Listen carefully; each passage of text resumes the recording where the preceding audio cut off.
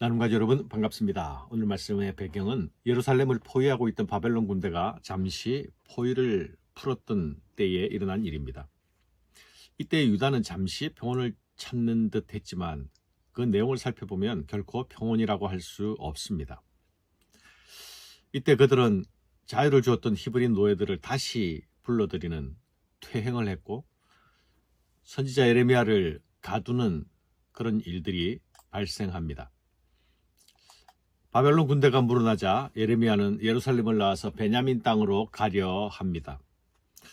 예레미야는 베냐민 지파에 속한 아나돗 출신이었죠. 그리고 32장에 나타났던 바와 같이 그가 시위대 뜰에 갇혀 있을 때에 아나돗의 밭을 구매했기 때문입니다.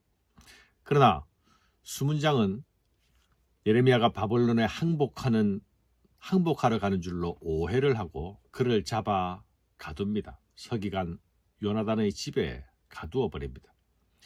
예레미야는 일관되게 바벨론에게 항복하라는 메시지를 전했기 때문에 대부분의 사람들은 예레미야가 친바벨론 성향의 사람이라고 생각했습니다. 그래서 색안경을 끼고 바라보고 있었습니다. 예레미야는 뚜껑이 있는 웅덩이에서 며칠 동안 갇혀 있었습니다. 이 뚜껑은 아주 무거운 뚜껑으로 혼자 힘으로는 안에서 열고 올라오기 힘들었던 구조였습니다. 예레미야가 이 뚜껑 씌운 웅덩이에 갇힌 지 여러 날이 된 후에 시드기야 왕은 예레미야를 왕궁으로 불러들입니다. 그리고 은밀하게 바벨론의 동향에 대하여서 하나님께 말씀을 받은 것이 있는지 묻습니다. 그가 비밀스럽게 예레미야에게 물어보는 것을 보면 그가 예레미야를 참 선지자로 믿고 있는 듯 보입니다. 그러나 그가 듣고 싶은 소식은 하나님이 무슨 말씀을 하셨는가가 아니라 바벨론이 아주 물러났다는 그 말만을 듣고 싶었을 것입니다. 듣고 싶은 말만 들으려고 하는 모습을 보이고 있는 것이죠. 그러나 예레미야는 여전히 그에게 일관되게 말합니다. 바벨론은 곧 다시 올 것이고 왕은 그 바벨론의 손에 넘겨질 것이라고 말합니다. 아주 직설적으로 말하고 있죠. 지금 바벨론이 돌아간 것은 아주 돌아간 것이 아니라 잠시 돌아갔을 뿐, 곧 돌아올 것이라는 이야기입니다.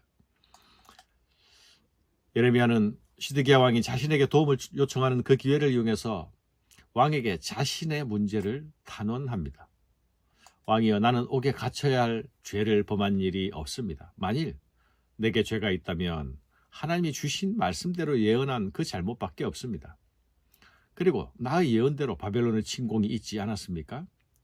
내가 벌을 받아야 할 것이 아니라 바벨론의 침공과 같은 그런 일이 일어나지 않을 것이라고 말했던 그런 거짓 예언자들이 벌을 받아야 하는 것 아닙니까? 그들은 지금 어디에 있습니까?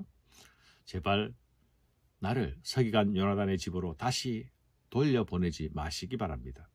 내가 다시 거기 간다면 죽게 될 것입니다.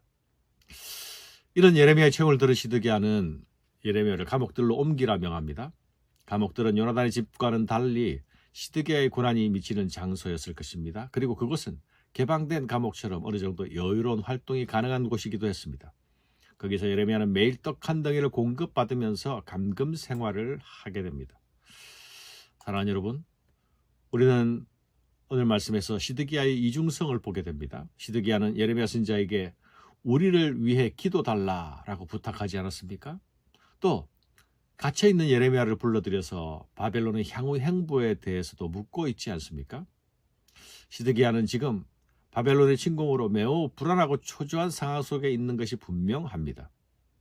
그는 처음부터 바벨론에 침공하지 않을 것이라고 믿었고 바벨론이 예루살렘을 침공했을 때에는 그 군대의 아주 강력한을 보고 놀랐습니다.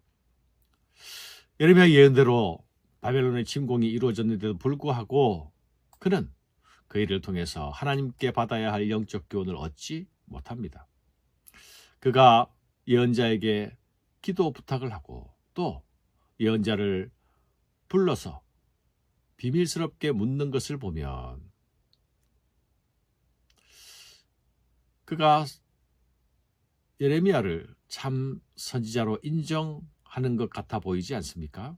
하지만 그가 예언자를 대하는 태도를 보면 또한 자신이 듣고 싶은 말만 듣길 원하는 그런 모습을 보이고 있습니다.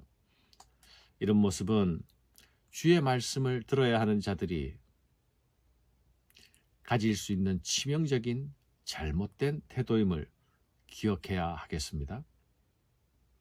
우리가 주의 말씀을 들을 때에는 듣고 싶은 말만이 아니라 주께서 하시는 말씀, 우리가 들어야 할 말을 들어야 하는 것입니다.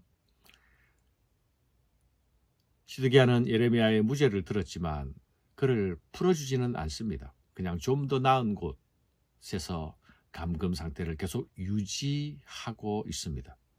이것도 거의 애매한 이중성을 보는 듯 합니다. 사랑하는 여러분, 하나님의 선지자 예레미야가 감금을 당하는 그런 고난받는 이유가 무엇입니까? 예레미야는 오직 주의 말씀 때문에 고난을 받고 있지 않습니까? 영적으로 어두운 시대는 참 선지자들이 대우받는 것이 아니라 고난을 받습니다. 오히려 거짓 선지자들이 대우를 받고 인정을 받습니다. 하나님께 반역하는 세상은 하나님의 말씀을 따르기를 싫어하기 때문에 참 선지자가 쓸 자리가 없게 되는 것입니다. 그럼에도 불구하고 하나님의 선지자는 부르심대로 살아야 합니다. 부르신 자리에 서 있어야 합니다. 비난과 배척이 있고 심지어 감금을 당하더라도, 심지어 죽임을 당하더라도 하나님 편에 서 있어야 합니다. 하나님의 사람이 사람들이 원하는 굽은 말을 하게 되고 타협하게 된다면 결코 하나님의 선지자라고 할 수 없을 것입니다. 이것이 선지자의 길입니다. 그러나 여러분, 선지자도 사람이 아닙니까? 예레미야도 사람입니다. 오늘 말씀에 예레미야의 인간적인 면모가 나타나지 않습니까? 내 주 왕이여 나의 탄원을 받으사 나를 서기관 요나단의 집으로 돌려보내지 마옵소서. 내가 거기서 죽을까 두려워하나이다. 예레미야는 적대자들의 위협적인 행동 속에서 죽음의 공포를 느끼고 있습니다. 그런 자신이 진리를 증거하는 일과 타협을 통해서 평안해지는 일 사이에서 갈등이 전혀 없을 수 있겠습니까? 그럼에도 불구하고 예레미야는 시드기야가 그를 불렀을 때에 자신의 구조를 요청하기 전에 먼저 하나님의 심판에 대한 말씀을 먼저 전하지 않습니까? 자신의 상황도 절박하지만 주의 말씀을 전하는 것이 더 중요하고 우선적인 일이라고 여겼기 때문일 것입니다. 이것이 하나님의 사람의 자질이요 자세입니다. 평안할 때만이 아니라 고난과 핍박 가운데서도 하나님께 신실할 수 있는 사람, 그 사람이 진정한 하나님의 사람입니다. 우리는 세상과 하나님 사이에 서 있는 하나님의 사람들입니다. 이런 신실함, 이런 용기, 이런 의지를 가지고 서 있는지 스스로 돌아보는 아침이 되면 좋겠습니다. 감사합니다.